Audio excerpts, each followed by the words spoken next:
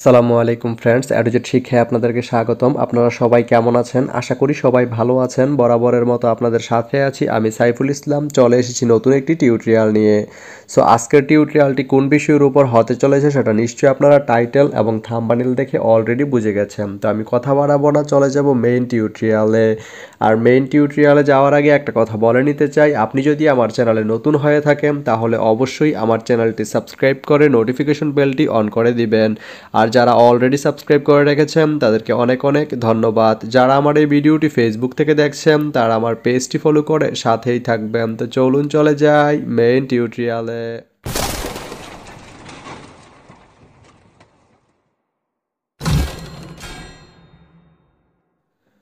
তো বন্ধুরা, আজকে আমরা জানবো আপনি ষোলশহর থেকে ইসলামাবাদ যেতে কোন কোন ট্রেন রয়েছে, সেই ট্রেনগুলো ছাড়ার নতুন সময়সূচি, বন্ধের দিন এবং গিয়ে পৌঁছতে কতক্ষণ সময় লাগবে বিস্তারিত।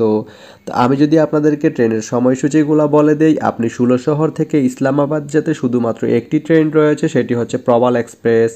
প্রবাল এক্সপ্রেস ট্রেনটি ষোলশহর থেকে ছাড়বে দুপুর 3টা 23 মিনিটে এবং এটি ইসলামাবাদ গিয়ে পৌঁছবে বিকাল বা সন্ধ্যা 6টা 11 মিনিটে। সোমবারের দিন এই ট্রেনটি বন্ধ থাকে। তো আপনি ষোলশহর থেকে ইসলামাবাদ যেতে এই প্রবাল এক্সপ্রেস ট্রেনটি ব্যবহার করতে পারেন। তো ভিডিওটি কেমন লাগলো অবশ্যই কমেন্ট করে জানাবেন।